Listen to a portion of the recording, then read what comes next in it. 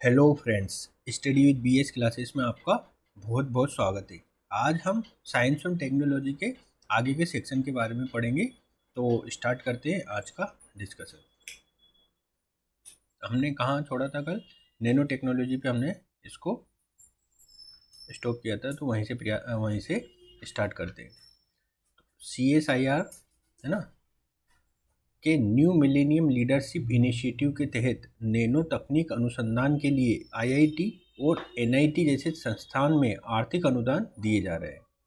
बेंगलोर में देश का पहला IINT Indian institute of nano technology की स्थापना की गई है। किसकी की गई है? IINT Indian institute of nano technology की स्थापना की गई है। ऐसे संस्थानों को क्षेत्रीय स्तर पर भी स्थापित किया जाएगा। बेंगलोर शहर में देश का पहला नैनो पार्क विकसित किया जा रहा है, जिसमें नैनो तकनीक के क्षेत्र में काम करने वाली कंपनियों को प्रोत्साहित किया जाएगा। जो नैनो तकनीक के क्षेत्र में कार्य करने वाली उनको विकसित किया जाएगा। नैनो टेक्नोलॉजी में अंतर्राष्ट्रीय सहयोग क्या है? इनकॉनसेट एक international conference nano science and technology March 2018 में बेंगलोर में हुई थी इसकी बैठक। इस अंतर्राष्ट्रीय सम्मेलन का आयोजन प्रत्येक 2 वर्षों में किया जाता है। मार्च 2018 में यह आयोजन IISc बेंगलोर में किया गया था।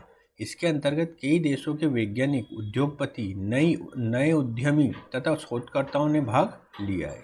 इस आयोजन का मुख्य उद्देश्य देश में अनुसंधान और उद्योग के बीच की दूरी को कम करना तथा अंतर्राष्ट्रीय सहयोग को बढ़ावा देना है।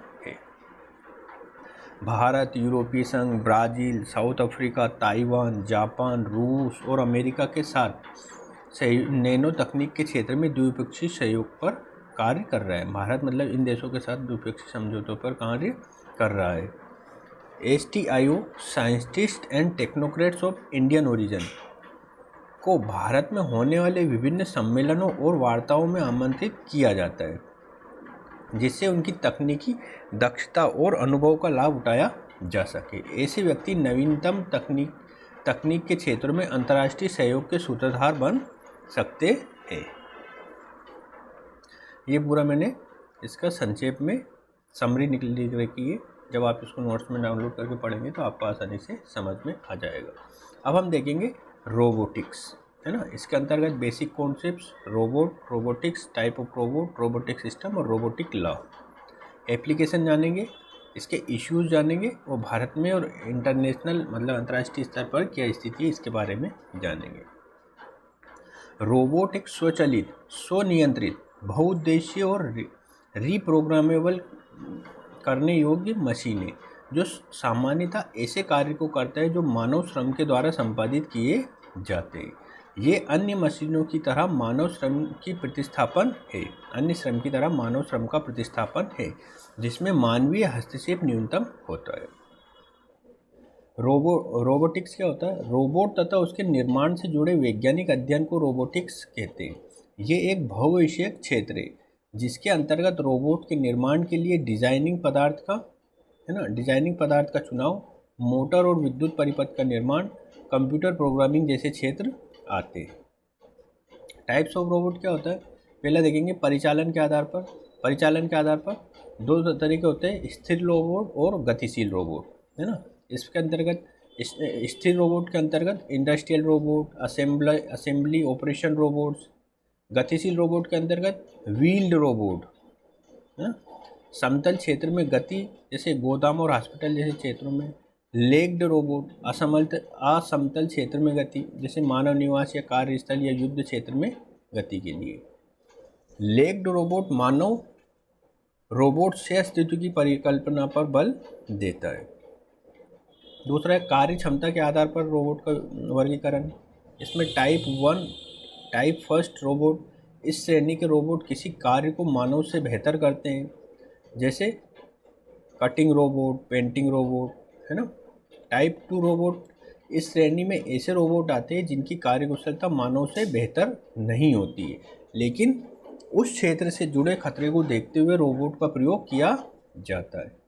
उदाहरण अंतरिक्ष अनुसंधान, परिग्रहीय अन्वेषण, ज्वालामुखी अध्ययन, समुद्र तल का अन्वेषण। आकृति के आधार पर यांत्रिक रोबोट, है ना, जैसे इंडस्ट्रियल रोबोट आते हैं इसके अंतर्गत, एनिमल रोबोट, है ना, रोबोडो, AIBO, है ना, रोबोकेट, टामा, ह्यूमनॉइड रोबोट जैसे मानवी रोबोट कहते हैं, जैसे एंड्रॉइड पुरुष आकृति का, इसका उदाहरण है एटलस, है ना, स्त्री आकृति का जो सोफिया।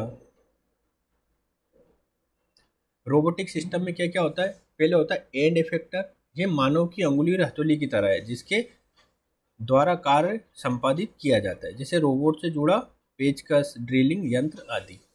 दूसरा होता है मैनिपुलेटर, ये मानव भा जो है ना भो होती है ना अपने बगल में हाथ के ऊपर की तरह कार्य करता है, इसमें अलग अलग प्रकार के यांत्रिक जोड़ लगे होते हैं, ये एंड इफेक्टर की, है ना, की तरह कार्य करता है। लोकोमोशन डिवाइस, इसके द्वारा रोबोट स्थान परिवर्तन या अंगों में हरकत के लिए गति पैदा करता है। कंट्रोलर, इसके लिए विभिन्न प्रकार के मोटर का प्रयोग किया जाता है। अब हम जानेंगे सेंसर क्या होता है। ये रोबोट का सर्वाधिक महत्वपूर्ण अंग है जिसके द्वारा रोबोट से कार्य से संबंधित सूचनाएं प्राप्त कर कंट्रोलर को उपलब्ध कराया जाता है। किसको उपलब्ध कराया जाता है? कंट्रोलर को उपलब्ध कराया जाता है। कंट्रोलर क्या होता है? ये एक डिजिटल कंप्यूटर है जो सेंसर से सूचनाओं को प्राप्त कर कार्य के अनुरूप उचित प्रोग्राम का चुनाव करता है तथा कार्य से संबंधित आदेश को रोबोट के अन्य भागों तक पहुंचाता है। रोबोटिक्स के नियम क्या है ना? आसिमोव लॉ ऑफ रोबोटिक्स, है ना, आसिमोव के रोबोट के सिद्धांत। रोबोट किसी भी स्थिति में मानव को नुकसान नहीं पहुंचाएगा और ना ही परोक्ष रूप से मानव के नुकसान का कारण बनेगा। ये पहला नियम है। दूसरा नियम क्या है? रोबोट मानव के द्वारा किए गए सभी आदेशों का पालन करेगा और तब तक ये जब तक पहले नियम के साथ विरोधाभास पैदा नहीं करता है ना। सभी आदेशों का पालन करेगा जब तक कि पहले जो इसका नियम है उससे विरोधाभास पैदा नहीं करता है। रोबोट यथासंभव अपने अस्तित्व को बचाने की कोशिश करेगा और तब तक ये जब तक पहले और दूसरे नियम के साथ विरोधाभास पैदा नहीं करता है। मतलब पहला और दूसरा नियम दूसरे और तीसरे नियम के साथ लिंक्ड होता जा रहा है। जीरोथ का नियम क्या है? शून्य का नियम। रोबोट किसी भी परिस्थिति में मानवता को नुकसान नहीं पहुंचाएगा और ना ही मानवता के नुकसान का कारण बनेगा। इसे शून्य नियम बोलते हैं। अब रोबोट की एप्लीकेशन कहाँ कहाँ है? सबसे पहले औद्योगिक क्षेत्र में रोबोट के उपयोग। जापान, अमेरिका तथा यूरोपीय देशों में औद्योगिक रोबोट का प्रयोग प्रतिवर्ष लगभग 30% की दर से बढ़ रहा है। पिछले कुछ वर्षों में चीन जैसा श्रम बहुल देश ने भी बड़े पैमाने पर औद्योगिक रोबोट का प्रयोग शुरू किया है। वर्तमान समय में भारत जैसे विकासशील देश में भी औद्योगिक रोबोट के प्रयोग को कई बहुराष्ट्रीय और घरेलू कंपनियों के द्वारा अपना लिया गया है। औद्योगिक स्तर पर रोबोट के बढ़ने के निम्न कारण है। क्या क्या है? उत्पादकता में वृद्धि, क्योंकि रोबोट मानव से तीव्र गति से कार्य करता है। बेहतर उत्पाद गुणवत्ता, क्योंकि रोबोट की सटीकता मानव से बेहतर होती है। तीसरा, उत्पादन लागत में कमी, क्योंकि लंबी अवधि के रोबोट मानव श्रम से सस्ता है। रोबोट प्रतिकूल परिस्थितियों में कार्य कर सकता है। रोबोट के प्रयोग से उद्योग पर व्यावसायिक और स्वास्थ्य सुरक्षा कानून लागू नहीं होते। रोबोट के प्रयोग से उद्योग को मजदूर संघ और मजदूर कानून का सामना नहीं करना पड़ता है। रोबोट के प्रयोग से उत्पादन की प्रक्रिया पर उच्च स्तरीय प्रबंधन लागू किया जा सकता है। औद्योगिक क्षेत्र में रोबोट 4 श्रेणियों में बांट सकते हैं इस तरह की। पहला है पिक एंड प्लेस रोबोट। इसका प्रयोग किसी वस्तु को एक स्थान से दूसरे स्थान तक पहुंचाने में किया जाता है, जैसे गोदाम के रोबोट, लोडिंग और अनलोडिंग रोबोट। दूसरा है पॉइंट टू पॉइंट रोबोट। ऐसे रोबोट पूर्व निर्धारित बिंदुओं पर कार्य करते हैं, जैसे वेल्डिंग रोबोट, ड्रिलिंग रोबोट, है ना, कंटिन्यूअस पाथ रोबोट। ऐसे रोबोट 2 बिंदुओं के बीच रेखीय गति में कार्य करते हैं, जैसे पेंटिंग एंड कटिंग रोबोट। चौथा आता है असेंबली ऑपरेशन रोबोट। इस श्रेणी के रोबोट असेंबली लाइन पर छोटे छोटे कलपुर्जों को जोड़कर किसी बड़ी प्रणाली का निर्माण करते हैं। रोबोट के औद्योगिक उपयोग से उठने वाले मुद्दे, है ना, इसके अगर हम औद्योगिक उपयोग करेंगे तो इससे कौन कौन से मुद्दे सामने आ सकते हैं। औद्योगिक क्षेत्र में रोबोट के अत्यधिक उपयोग से विकासशील देशों में बेरोजगारी, श्रम का अवमूल्यन, क्रय शक्ति में कमी और इन सब के फलस्वरूप आर्थिक मंदी हो सकती है। जिसके कारण उद्योग जगत नकारात्मक रूप से प्रभावित हो सकते हैं। प्रतिस्पर्धा के दौर में अगर रोबोट का प्रयोग बिल्कुल नहीं किया गया तब उद्योग रोबोट के लाभ से वंचित रह जाएगी। उत्पादन दर व उत्पादन गुणवत्ता में कमी आएगी तथा वह उद्योग घरेलू तथा अंतर्राष्ट्रीय बाजार में पिछड़ जाएगा। उपाय क्या क्या है? औद्योगिक क्षेत्र में मानव रोबोट से अस्तित्व के सिद्धांत को अपनाया जा सकता है, जिसके अंतर्गत कुशल और रचनात्मक कार्य मानव द्वारा ही किए जाएंगे तथा अकुशल कार्यों के लिए रोबोट का प्रयोग किया जाएगा। इस प्रयास से बेरोजगार हुए अकुशल श्रमिकों को उचित प्रशिक्षण देकर कुशल श्रमिकों में बदला जा सकता है, जो विभिन्न उद्योग क्षेत्रों के कुशल श्रमिकों के मांग को पूरा करेंगे, जिससे अर्थव्यवस्था को अतिरिक्त बल प्राप्त होगा। स्वास्थ्य के क्षेत्र में रोबोट का प्रयोग। Robotic prosthetic and orthotics. Robotic prosthetic का प्रयोग कटे हुए हाथ पैर के स्थान पर किया जाता है, जो प्राकृतिक अंगों के समान कार्य कर सकते हैं। यह एक पूर्ण स्वचालित रोबोटिक अंग है जो मस्तिष्क से प्राप्त तंत्रिका संकेतों को कार्य में बदल देता है। रोबोटिक ऑर्थोस्टिक्स क्या होता है? का प्रयोग लकवाग्रस्त अंगों को बल प्रदान करने के लिए दिया जाता है। इससे प्रभावित अंगों पर कवच के रूप में लगाया जाता है, जो मस्तिष्क से तंत्रिका संकेतों को प्राप्त कर अंगों से सामान्य कार्य करवाता है। रोबोटिक ऑर्थोस्टिक्स का प्रयोग ऐसे लकवाग्रस्त व्यक्तियों के लिए किया जाता है जो व्हील चेयर पर आश्रित हो। बायोनिक्स क्या होता है? ये विज्ञान की वो शाखा है जिसके अंतर्गत ऐसे यांत्रिक प्रणालियों का निर्माण किया जाता है जिसकी प्रेरणा किसी जैविक संरचना या जैविक प्रणाली से मिलती है, जैसे bionic heart, bionic arm, bionic main, है ना। अब जानेंगे REX रोबोटिक्स एक्सोस्केलेटन। ये दुनिया का पहला बायोनिक मेन जिसमें दुनिया भर के अत्याधुनिक प्रोस्थेटिक अंगों का निर्माण किया जाता है। ये मानव शरीर का 2/3 बायोनिक स्वरूप है, जिसका उद्देश्य दुनिया भर में रोबोटिक प्रोस्थेटिक के प्रति जागरूकता फैलाना है। रोबोटिक सर्जरी क्या होती है? इसका प्रयोग मुख्यतः मस्तिष्क और हृदय शल्य क्रियाओं में किया जाता है। इस पद्धति में चिकित्सक साधारण यंत्रों के स्थान पर रोबोटिक यंत्रों का प्रयोग करते हैं, जिससे निम्नलिखित प्रकार के लाभ होते हैं। कौन कौन से? ऊतकों की क्षति कम होती है और रक्त स्राव कम होता है। संक्रमण के खतरे कम होते हैं और घाव तेजी से बढ़ता है। शल्य क्रिया में कम समय लगता है और सटीकता अधिक होने के कारण सफलता का दर बढ़ जाता है। लॉन्ग डिस्टेंस सर्जरी क्या होती है? Da Vinci surgical system, Intuitive surgical system America का। इस प्रणाली का प्रयोग लंबी दूरी से शल्य क्रिया करने के लिए किया जाता है। इस प्रणाली के द्वारा जटिल शल्य क्रियाओं को सरलतापूर्वक किया जा सकता है। विश्व के लगभग 4500 डा विंची सर्जिकल सिस्टम कार्य कर रहे हैं, जिसकी सहायता से हजारों जटिल शल्य क्रियाओं को चिकित्सक विशेषज्ञ डॉक्टर के द्वारा कंट्रोल पैनल के द्वारा किया जाता है। हालांकि इसका मूल्य काफ़ी अधिक है और कुछ मामलों में अनियमितता देखी गई है। भारत में रोबोटिक सर्जरी क्या है?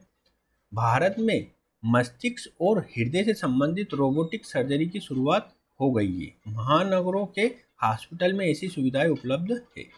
भारत में रोबोटिक सर्जरी की लोकप्रियता कम है। इसके निम्न कारण है। पहले क्या है?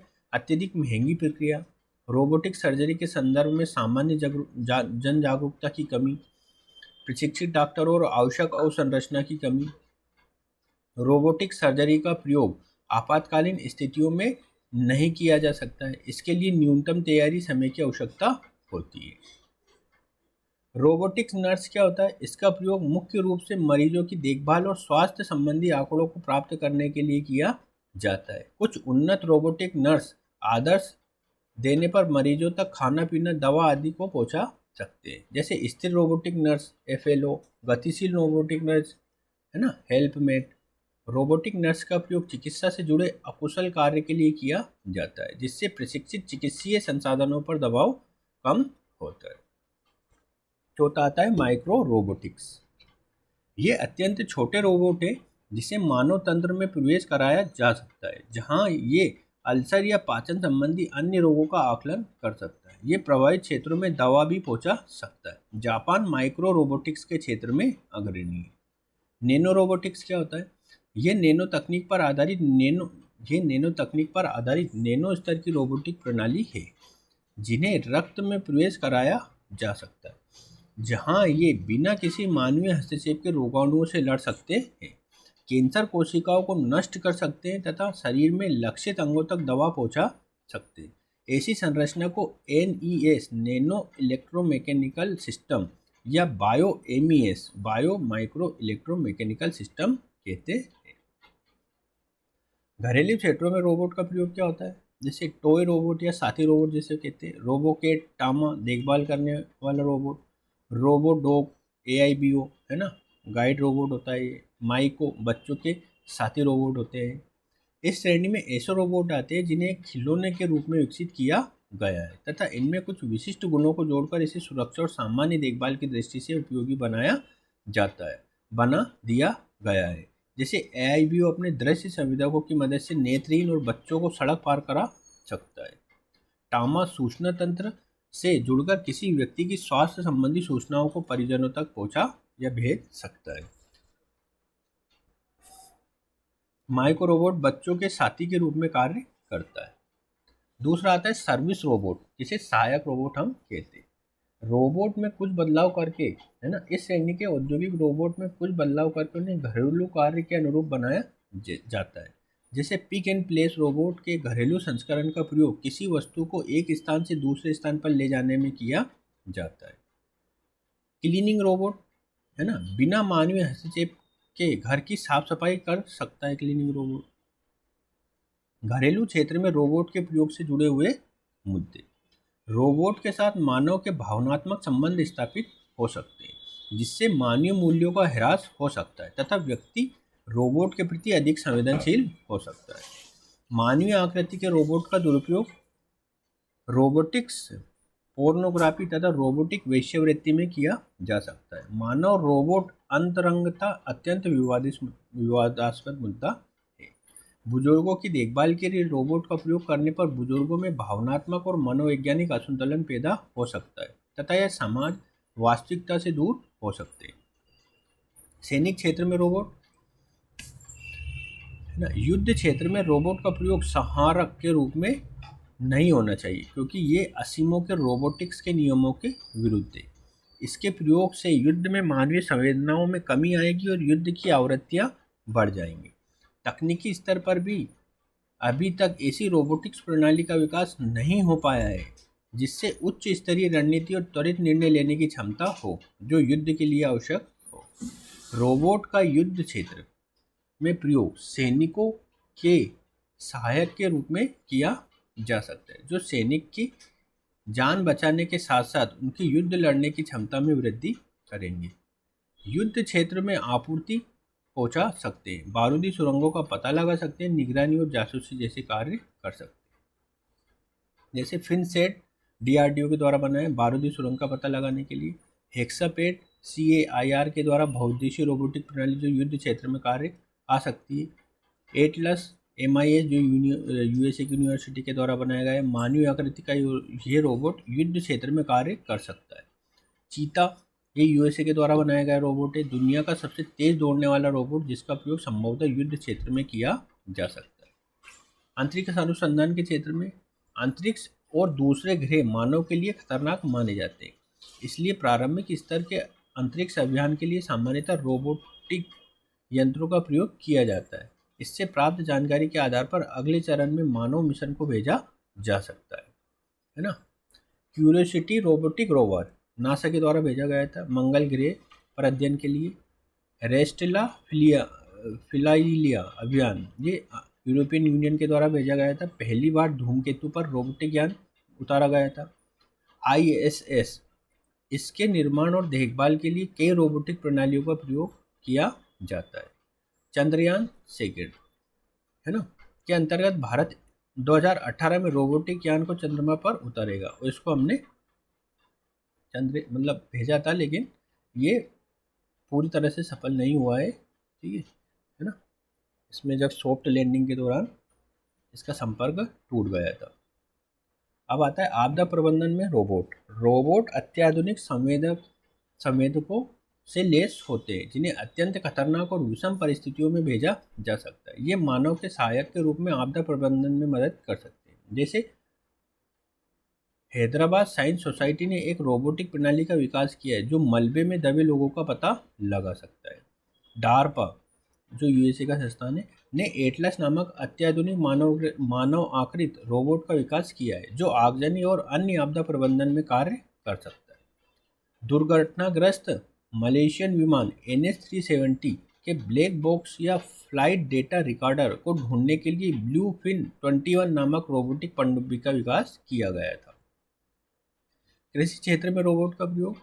कृषि क्षेत्र में रोबोट का प्रयोग सामान्यतः आलू खोदकर निकालने में, पके फलों का चुनाव करने के लिए, फसलों को काटने के लिए, खाद्य उत्पादों की पैकिंग के लिए तथा खाद्य प्रसंस्करण उद्योग में किया जा सकता है।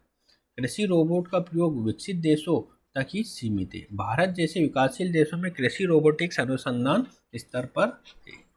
2016 में आंध्र प्रदेश के वैज्ञानिक PSV कृष्णा ने एग्री बोट का विकास किया है जो भारतीय कृषि व्यवस्था में किसानों की मदद करेगा।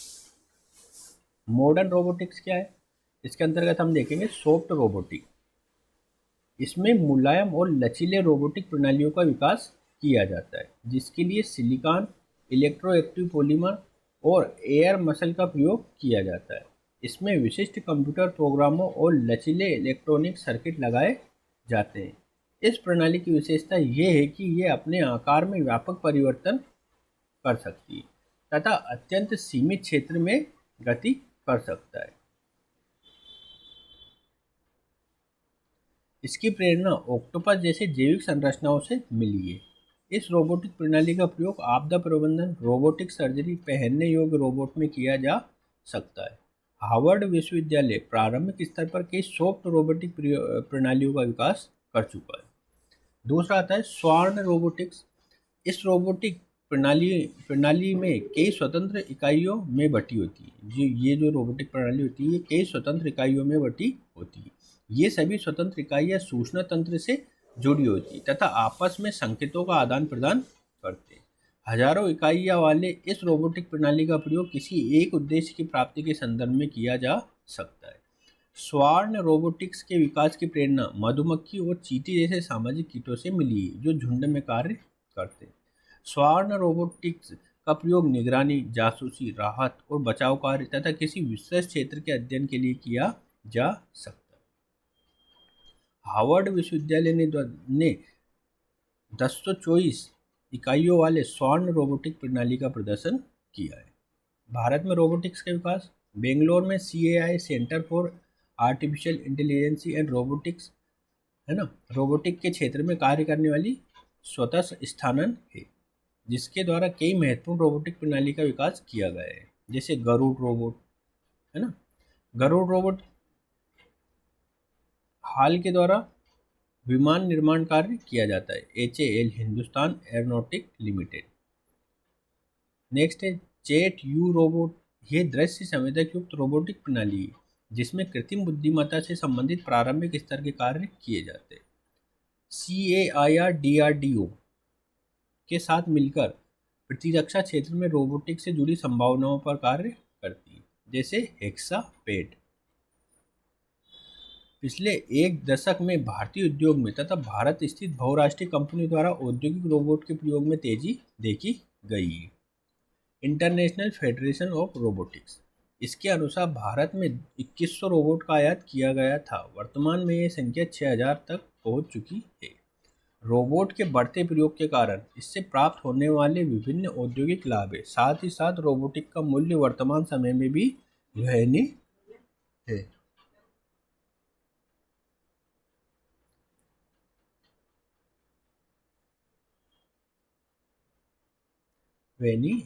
Tata Motors, Maruti, Samsung, LG, Philips, Honda, Hyundai जैसी कंपनियों ने औद्योगिक रोबोट को बड़े स्तर पर अपनाया है। भारत में कई ऐसी कंपनियां तथा स्टार्टअप शुरू किए गए हैं जो रोबोटिक के क्षेत्र में नवाचार कर रही हैं जैसे टीम इंडस, नोवार्टिस, मिलिनगो, आई रोबोट आदि। जल्द ही टाटा की सहायक कंपनी TAL ने भारत में पहला निर्मित औद्योगिक रोबोट घरेलू और विश्व बाजार में उतारा है। पीक प्लेस श्रेणी के इस रोबोट का नाम ब्रेबो है जो इस श्रेणी के अन्य रोबोट से लगभग 40% सस्ता है। पिछले वर्ष विश्व प्रसिद्ध कुकर, है ना, ये एक रोबोटिक कंपनी है, ने पुणे शहर में अपना ट्रेनिंग सेंटर स्थापित किया है, जो भारत में बढ़ते हुए रोबोट का परिचायक है।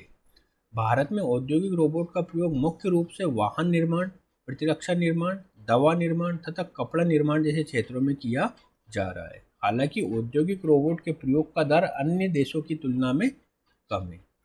जैसे चीन भारत की तुलना में 30 गुना रोबोट का इस्तेमाल करता है। रोबोटिक के क्षेत्र में कई अंतर्राष्ट्रीय सहयोग की शुरुआत की गई है। आईआईटी कानपुर, जैसे आईआईटी कानपुर, स्टैनफोर्ड कंपनी के शोधकर्ताओं ने व्यावसायिक रोबोट के विकास के लिए संयुक्त रोबोटिक मिशन की शुरुआत की। भारत और इजराइल ने प्रतिरक्षा के क्षेत्र में रोबोटिक्स की संभावना से जुड़े संयुक्त मिशन की शुरुआत की, है ना, इसके संयुक्त मिशन की शुरुआत की, है ना। तो ये रोबोटिक्स से संबंधित पूरी बातें हो गई है। अब हम आएंगे फिजिक्स पे, है ना, भौतिकी पे। तो इसके अंतर्गत हम देखेंगे वेव, तरंग क्या होती है। किसी माध्यम या पदार्थ में कंपन या दोलन से तरंग पैदा होती है ना। इन तरंग के द्वारा ऊर्जा एक स्थान से दूसरे स्थान पर स्थानांतरित होती है। तरंग दो प्रकार की होती है। पहली होती है विद्युत चुंबकीय तरंग। किसी विद्युत चुंबकीय क्षेत्र में आवेशों के दोलन के कारण जो तरंगें पैदा होती हैं उन्हें विद्युत चुंबकीय तरंग कहते हैं। इन तरंगों को गमन के लिए माध्यम की आवश्यकता नहीं होती। ये निर्वात में भी गमन कर सकती है। निर्वात में इनकी गति होती है 3 × 10⁸ मीटर प्रति सेकेंड, है ना, जैसे लाइट, रेडियो वेव्स इसके अंतर्गत आती है। दूसरी होती है मैकेनिकल वेव्स, जिन्हें यांत्रिक तरंगे कहते हैं। किसी माध्यम में पदार्थ की कणों के कंपन में यांत्रिक तरंगे पैदा होती है। इनके गमन के लिए माध्यम की आवश्यकता होती है। ये निर्वात में गमन नहीं कर सकती, जैसे ध्वनि तरंगे। तरंग दैर्ध्य क्या होती है। एक तरंग के द्वारा तय की गई दूरी को तरंग दैर्ध्य कहते हैं। किसी तरंग के दो शीर्षों या दो गर्तों के बीच की दूरी को तरंग दैर्ध्य कहते हैं। तरंग दैर्ध्य को मीटर इकाई में मापते हैं तथा इसे लैम्ब्डा से प्रदर्शित करते हैं। आवृत्ति क्या होती है। किसी निश्चित बिंदु से 1 सेकंड में पार की गई तरंगों की कुल संख्या को आवृत्ति कहते हैं। इसकी इकाई हर्ट्ज से HZ है और इसे इस तरह के सिंबल से प्रदर्शित करते हैं, है ना। हर्ट्ज आवृत्ति को इस तरह के सिंबल से प्रदर्शित करते हैं। रेडियो तरंगें क्या होती है। रेडियो तरंग की आवृत्ति सबसे कम होती है, फलस्वरूप इनकी ऊर्जा और भेदन क्षमता सबसे कम है।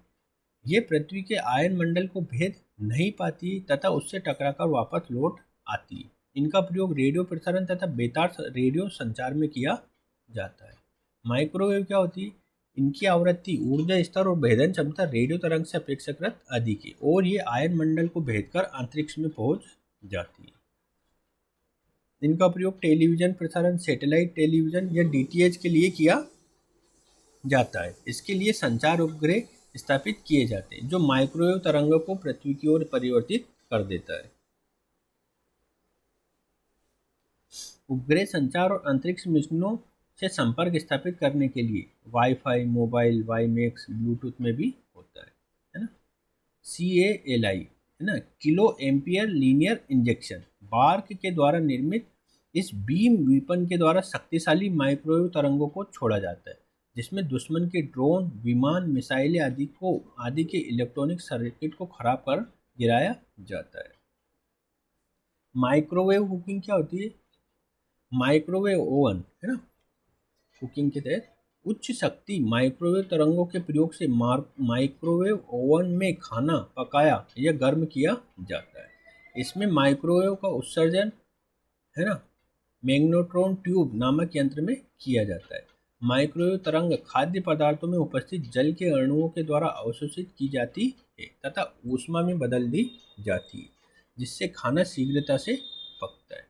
इसके द्वारा सिर्फ नमी युक्त खाद्य पदार्थों को ही गर्म किया जा सकता है। माइक्रोवेव ओवन में धातु के बर्तन का प्रयोग नहीं किया जाता है, क्योंकि माइक्रोवेव धातु को भेद नहीं पाती है। अवरक्त किरणें, अवरक्त किरणें गर्म तथा तप्त वस्तु से उत्सर्जित होती है। वस्तु का तापमान जितना अधिक होगा, अवरक्त किरणों का मान उतना ही अधिक होगा, है ना। इंफ्रारेड का प्रयोग, thermographic scanner, night vision camera, AI computer breath analyser, remote control, है ना। अल्ट्रावायलेट 3 तरह की होती है, यूवीए, यूवीबी, यूवीसी, है ना। यूवी अल्ट्रावायलेट एक जो किरणें होती है धरती पर पहुंचती है, यूवी जो होती है अत्यधिक अधिकाधिक अवशोषित हो जाती है, और अल्ट्रावायलेट सी सबसे खतरनाक पूर्णतः अवशोषित होती है ओजोन के द्वारा। अल्ट्रावायलेट किरणें त्वचा कैंसर पैदा करती है। क्या करती है? त्वचा कैंसर पैदा करती है। इनका उपयोग जल को जीवाणु रहित बनाने में तथा चिकित्सीय उपकरणों को रोगाणुमुक्त करने के लिए किया जाता है। एक्सरे किरणें क्या होती है? ये किरणें ये कैंसर का कारक है। इनका प्रयोग रेडियोग्राफी और सीटी स्कैन में किया जाता है। एक्सरे के प्रयोग से क्रिस्टल तथा कण आदि के पारमाणविक संरचना को प्राप्त किया जा सकता है ना। एक्सरे के प्रयोग से क्रिस्टल तथा कण के पारमाणविक संरचना को प्राप्त किया जा सकता है। वायरेस क्या होती है?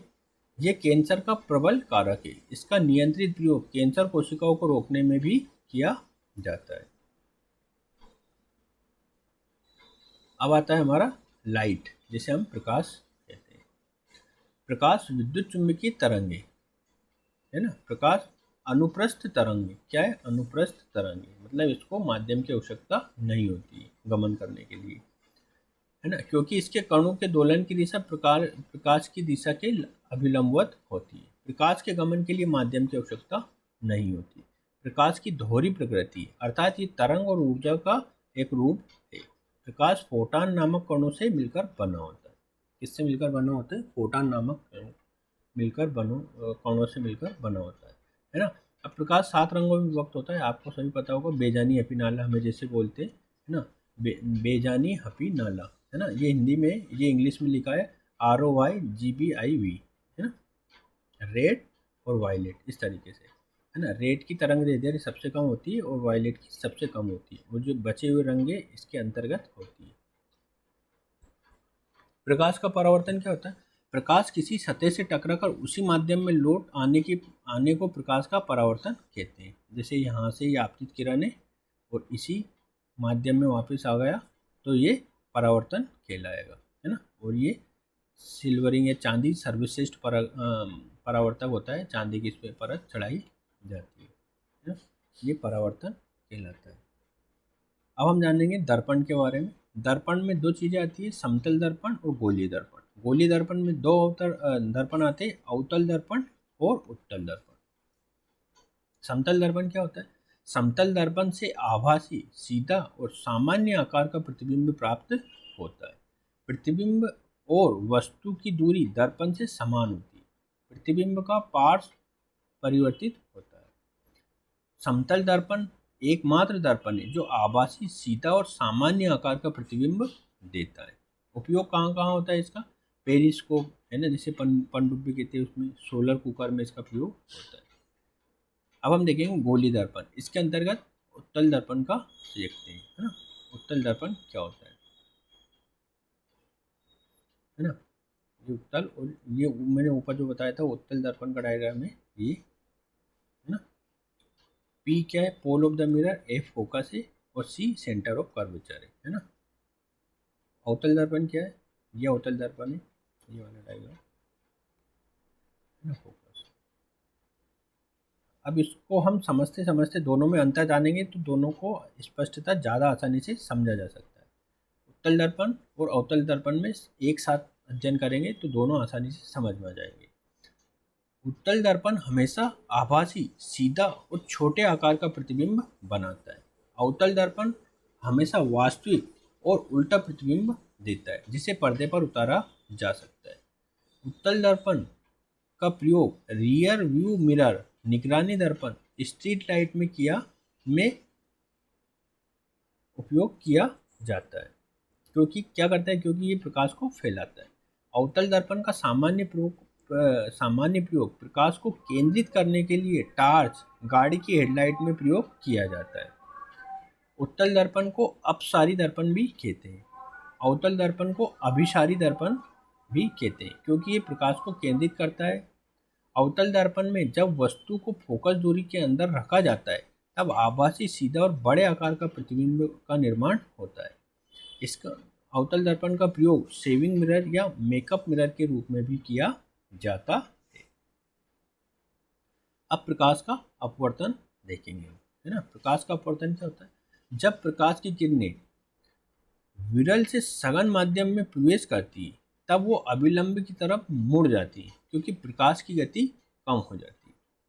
प्रकाश की किरणें जब सघन से विरल माध्यम में प्रवेश करती है तो अभिलंब से दूर चली जाती है क्योंकि प्रकाश की गति बढ़ जाती है। अपवर्तन का एक नियम होता है जिसे स्नेल का लॉ कहते हैं। स्नेल से लॉ बोलते हैं साइन आई बटे साइन आर, तो इसे हम म्यू से डिनोट करते हैं, है ना। स्नेल के नियम में के नियतांक को अपवर्तनांक कहते हैं जो किसी माध्यम के लिए नियत होता है। जैसे हीरे का अपवर्तनांक सर्वाधिक होता है और वो कितना होता है 2.42 होता है ना। अपवर्तनांक किसी माध्यम के द्वारा प्रकाश के मुड़ने की क्षमता है ना। निर्वात में कितना होता है? ये 1 होता है। हवा में भी लगभग 1 होता है। वाटर में 1.33 होता है। ऑयल में 1.4 होता है। ग्लास में 1.3 होता है। डायमंड में 2.42 होता है। भौतिक घनत्व तथा प्रकाशीय घनत्व दो अलग अलग भौतिक राशियां हैं।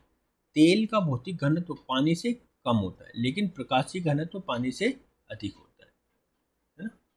अब हम जानेंगे अपवर्तन, है ना। अपवर्तन जैसे तारों का टिपटमाना अपवर्तन का उदाहरण है।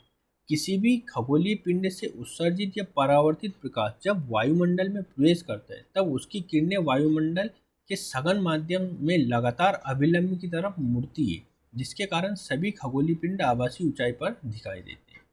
इसके कारण समय से पूर्व सूर्योदय और समय के बाद सूर्यास्त दिखाई देता है।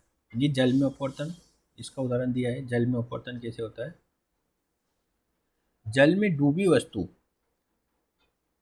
में प्रकाश के अपवर्तन के कारण वस्तु अपने नियत स्थान से ऊपर दिखती है तथा अपने आकार में बड़ी दिखती है। यही कारण है कि व्यक्ति भाले से मछली मारने के क्रम में मछली के पूंछ पर निशाना लगाता है। जल से भरी बाल्टी का तल उभरा हुआ दिखता है ना। आधी डूबी हुई पेंसिल मुड़ी हुई दिखती है।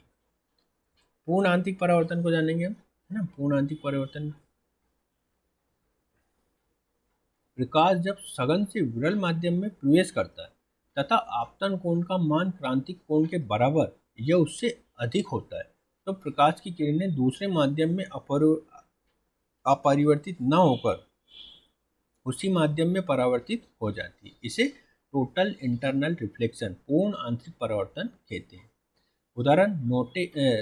उदाहरण क्या है? हीरे के एक बिंदु है, मतलब उदाहरण नहीं, एक प्रमुख बिंदु, हीरे के क्रांतिक कोण का मान मात्र 24 डिग्री है। अब इसके उदाहरण देखते हैं। टोटल TIR के टोटल इंटरनल रिफ्लेक्शन के उदाहरण क्या क्या है? पहला है ऑप्टिकल फाइबर, प्रकाशिकी तंतु जिसे बोलते हैं। इसका उपयोग चिकित्सा और संचार में किया जाता है। दूसरा है हीरे का चमकना। तीसरा है मिरेज का फॉर्मेशन जिसे मृगमरीचिका बोलते हैं। इंद्रधनुष का निर्माण, कांच के अंदर दरार का चमकना, जल में डूबी परख नली का चमकना, है ना।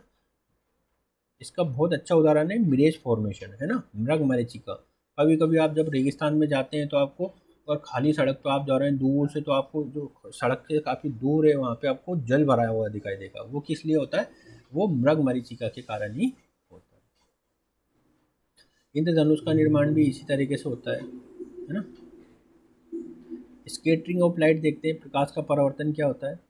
प्रकाश की किरणें जब वायुमंडल से होकर गुजरती है तब धूल कणों के द्वारा निम्न तरंग दैर्ध्य के कण बिखर जाते हैं। इसे प्रकाश का प्रकीर्णन कहते हैं। प्रकीर्णन के कारण आसमान नीला दिखाई देता है तथा सूर्योदय तथा सूर्यास्त के समय सूर्य लाल दिखाई देता है। लाल प्रकाश का प्रकीर्णन सर्वाधिक कम होता है।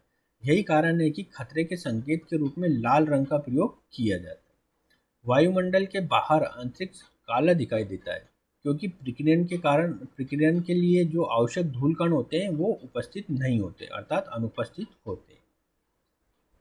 अब हम जानेंगे लेंस के बारे में। लेंस दो तरह के होते हैं, उत्तल लेंस और अवतल लेंस, है ना। ये इसके डायग्राम बताए गए हैं दोनों, है ना, उत्तल के और अवतल के। उत्तल लेंस सामान्य वास्तविक उत्तल लेंस क्या होता है? सामान्यतः वास्तविक और उल्टा प्रतिबिंब बनाता है, लेकिन जब वस्तु को फोकस दूरी के अंदर रखा जाता है तब ये आभासी, सीधा और बड़ा प्रतिबिंब बनाता है। अवतल लेंस हमेशा आभासी, सीधा और छोटा प्रतिबिंब बनाता है। पावर ऑफ लेंस को किस में मापते हैं हम? डायोप्टर में मापते हैं। किस में मापते हैं? डायोप्टर में मापते हैं, है ना, डायोप्टर में मापते हैं। किसी लेंस के प्रकाश को मोड़ने की क्षमता को लेंस की शक्ति कहते हैं। अब हम आई डिफेक्ट्स के बारे में देखेंगे। सबसे पहले देखेंगे मायोपिया, है ना, इसे निकट दृष्टि दोष या शॉर्ट साइटनेस भी बोलते हैं। इस दोष से ग्रसित व्यक्ति पास की वस्तुओं तो देख सकता है, लेकिन दूर की वस्तुओं को देखने में कठिनाई होती है। इसका कारण क्या है? आंखों के लेंस के फोकस लेंथ ना, आंखों के लेंस का फोकल लेंथ कम हो जाना या पावर का बढ़ जाना, रेटिना का अपने नियत स्थान से पीछे चले जाना। इसका प्रभाव क्या होता है? दूरस्थ वस्तुओं के प्रतिबिंब का निर्माण रेटिना के आगे बनता है। दूरस्थ बिंदु अनंत से घटकर व्यक्ति के नज़दीक आ जाता है ना, व्यक्ति के नज़दीक आ जाता है। इसका निदान कैसे किया जाता है? इसका निदान अवतल लेंस के द्वारा किया जाता है। दूसरा होता है हाइपरमेट्रोपिया, जिसे लॉन्ग स्लाइटनेस बोलते हैं, दूर दृष्टि दोष जिसे हम कहते हैं। इस दोष से ग्रसित व्यक्ति को दूर की वस्तु अस्पष्ट दिखाई देती है। दूर की वस्तु स्पष्ट दिखाई देती है ना, दूर दृष्टि में, लेकिन नज़दीक की वस्तुओं को देखने में कठिनाई आती है ना। दूर दृष्टि दोष में व्यक्ति को दूर का तो दिखता है, लेकिन पास का नहीं दिखता है। ठीक है, इसका कारण क्या होता है? आंखों को लेंस के फोकस दूरी अधिक हो जाना या पावर कम हो जाना, रेटिना का अपने नियत स्थान से आगे आ जाना। प्रभाव क्या होता है? प्रतिबिंब का निर्माण रेटिना के पीछे होता है ना। व्यक्ति का निकटतम बिंदु 25 सेंटीमीटर से अधिक हो जाता है। निदान कैसे किया जाता है? इसका निदान उत्तल लेंस के द्वारा होता है। प्रेसबायोपिया क्या होता है? जिसे जरा दृष्टि दोष हम कहते हैं। इस दृष्टि दोष में व्यक्ति नज़दीक और दूर दोनों वस्तुओं को ठीक से नहीं देख पाता है। यह दोष सामान्यतः अधिक उम्र में होता है। इसके कारण क्या है? सिलियरी पेशी का कमजोर हो जाना, लेंस के लचीलेपन में कमी आना। प्रभाव क्या होता है? इसमें निकट और दूर दृष्टि दोष दोनों के प्रभाव पैदा होते हैं। इसका निदान कैसे किया जाता है? बाईफोकल लेंस लगाए जाते हैं। इसमें एस्टिमिगेशन क्या होता है? अबिंदुकता। इस दृष्टि दोष से ग्रसित व्यक्ति एक साथ कई वस्तुओं के सामान्य रूप से नहीं देख पाते। ऐसे व्यक्ति को दृष्टि क्षेत्र में कुछ भाग टेढ़ा दिखता या टेढ़े दिखते हैं। इसका कारण कार्निया की सतह का असमान होना है। इसके निदान के लिए बेलनाकार लेंस लगाए जाते हैं, है ना। साउंड क्या होता है? ध्वनि। ध्वनि एक यांत्रिक तरंग है और इसके गमन के लिए माध्यम की आवश्यकता होती है। ध्वनि माध्यम के कणों के कंपन के कारण पैदा होता है और कणों के कंपन के रूप में गमन करती है। ध्वनि एक अनुदैर्ध्य तरंग है। इसमें माध्यम के कणों के कंपन की दिशा ध्वनि की दिशा में ही होती है ना। हमारी रेंज ऑफ हियरिंग क्या है? 20 हर्ट्ज से क्या है? 20,000 हर्ट्ज तक होती है ना। 20 हर्ट्ज से कम होगी तो इंफ्रासाउंड कहलाएगा और 20,000 से ज़्यादा होगी तो अल्ट्रासाउंड कहलाएगा। भूकंप को ध्वनि तरंग इंफ्रासाउंड के रूप में पहले पहुंचती है ना। इसे बिल में रहने वाले जानवर सुन लेते हैं, है ना, जो बिल में रहते हैं। डॉग, डॉल्फिन और व्हेल आदि में इंफ्रासाउंड सुनने की क्षमता होती है। अल्ट्रासाउंड के उपयोग क्या क्या होते हैं? Ultrasonography, sonar, sound navigation, ranging, echo location by bat, है ना, इक्वलेशन बाय बेट, है ना, चमगादड़ के द्वारा। स्पीड ऑफ साउंड एयर में कितनी होती है? 332 मीटर प्रति सेकेंड। वाटर में कितनी होती है? 1490 मीटर प्रति सेकेंड। स्टील में कितनी होती है? 5140 मीटर प्रति सेकेंड, है ना। वेलोसिटी को कैसे, किस फार्मूले से लेते हैं? Is directly proportional to √E/d, है ना। ये सिर्फ कहाँ पे लागू होता है? ये हवा पे लागू होता है। ई क्या है? इलास्टिसिटी, और डी क्या है? डेंसिटी। अब कुछ महत्वपूर्ण बिंदु देख लेते हैं। वायु का घनत्व कम होने पर ध्वनि की गति बढ़ती है। वायुमंडल का तापमान बढ़ने पर वायु की सघनता कम हो जाती है, जिससे ध्वनि की गति बढ़ जाती है। वायुमंडल में आर्द्रता या जल वाष्प बढ़ने पर वायु की सघनता कम हो जाती है, जिससे ध्वनि की गति बढ़ जाती है। जब ध्वनि की तरंगे एक से दूसरे माध्यम में प्रवेश करती है तो उनकी गति में परिवर्तन होता है। ये परिवर्तन तरंग दैर्ध्य के परिवर्तन के कारण होता है, जबकि आवृत्ति अपरिवर्तित रहती है ना। पिच को देख लेते हैं, तारत्व को। हाई पिच, हाई फ्रिक्वेंसी, इसमें तीक्ष्ण आएगी, फीमेल वॉइस जो रहती है। लो पिच में लो फ्रिक्वेंसी रहती है, इसमें मोटी वॉइस आएगी जो मेल वॉइस होती है। डापलर प्रभाव क्या होता है? जब ध्वनि के स्रोत और श्रोता के बीच सापेक्षिक गति हो तब श्रोता को ध्वनि की आवृत्ति बदलती हुई प्रतीत होती है। जब कोई ध्वनि स्रोत श्रोता की ओर बढ़ता है तब उसकी आवृत्ति बढ़ती है, और जब दूर जाता है तब उसकी आवृत्ति घटती है। ये प्रभाव सापेक्षिक गति के कारण पैदा होता है। वास्तव में आवृत्तियां परिवर्तित नहीं होती है। डापलर प्रभाव के उपयोग कहाँ कहाँ होते हैं? राडार में होते हैं, सोनार में होते हैं, अल्ट्रासोनोग्राफी में होता है, स्पीड गन या स्पीड मिरर में इनका उपयोग होता है। डापलर प्रभाव प्रकाश और अन्य विद्युत चुम्बकीय तरंगों पर भी लागू होता है। जब कोई प्रकाश स्रोत दूर जाता है तब उसकी आवृत्ति कम प्रतीत होती है, और प्रकाश लाल क्षेत्र की तरफ स्थापित हो जाता है। इसे रेड शिफ्ट कहते हैं। तारों में रेड शिफ्ट ब्रह्मांड के निरंतर फैलाव को प्रदर्शित करता है। रिफ्लेक्शन ऑफ साउंड है ना, रिफ्लेक्शन ऑफ साउंड को हम अगले वाले वीडियो में देखेंगे। तो आज का वीडियो समाप्त करते हैं। वीडियो देखने के लिए बहुत बहुत धन्यवाद।